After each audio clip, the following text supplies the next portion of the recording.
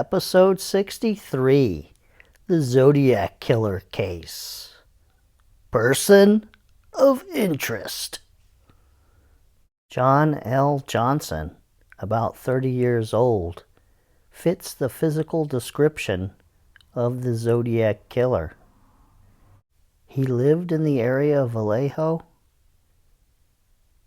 I've done a lot of research and through the phone book have been able to find what years he lived in Vallejo and where at. John lived here at 12 Rockwood Court in the late 1950s, prior to him getting married on September 17th, 1959.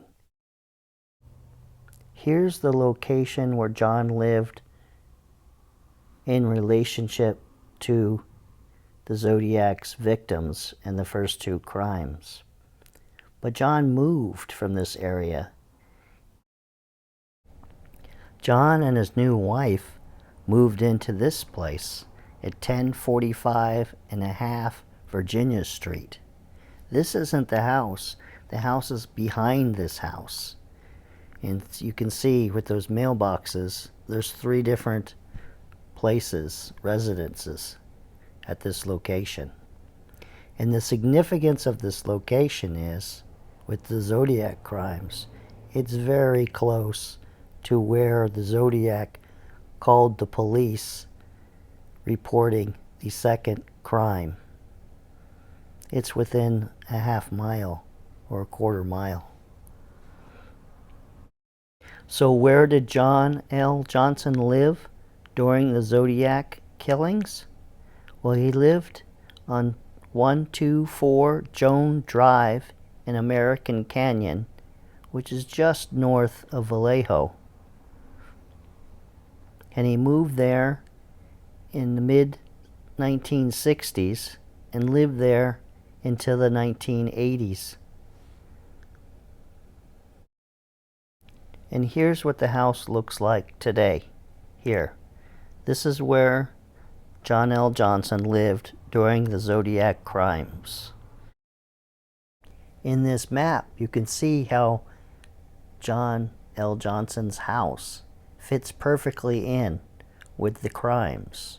The crime on Lake Herman Road, then the crime at Blue Rock Springs Park, and then the crime up in Lake Berryessa as you drive down through Napa and back to his house.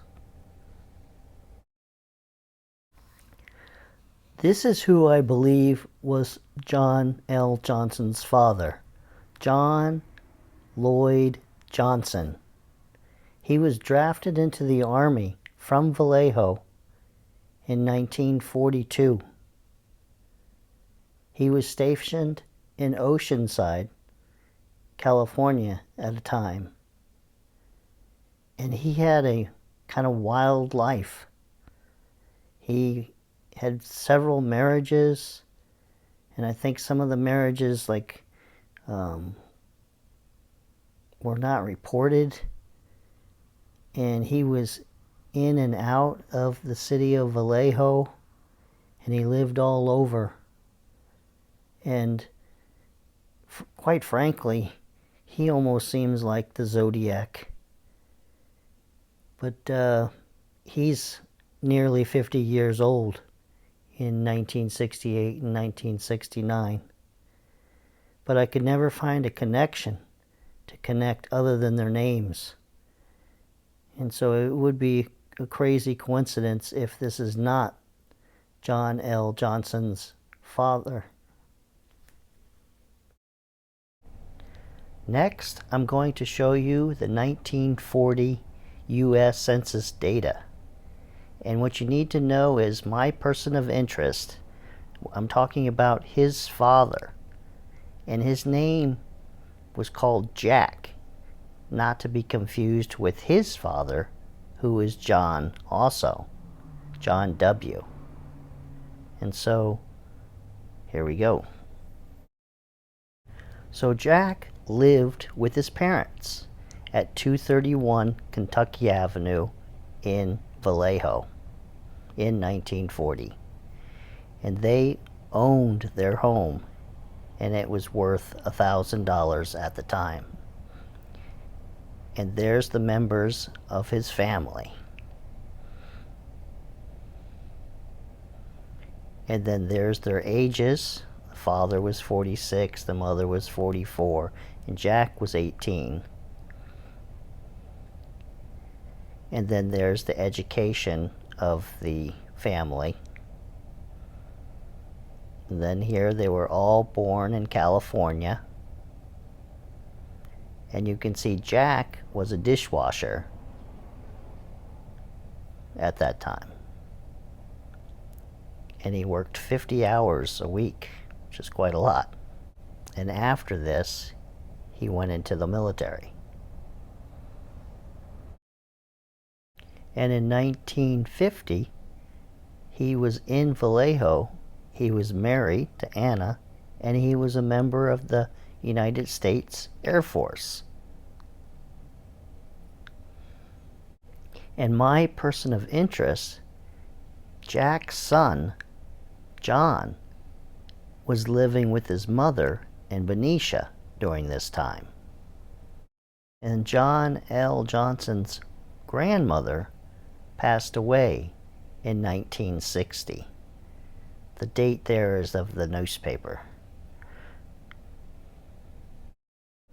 And then in 1965, his grandfather passed away, who was a member of the Vallejo Gun Club. Maybe he had inherited some guns.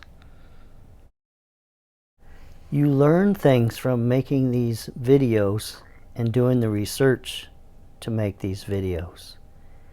And the assumption is that the Zodiac killer had a connection to San Francisco through maybe work, that he worked in San Francisco. But what I've learned is he might have had family that lived in San Francisco. John L. Johnson, I believe, had family that lived in San Francisco. So he could have went in to visit them and then mailed the letters to the newspapers bragging about the crimes. Well, this ends this episode of Unsolved.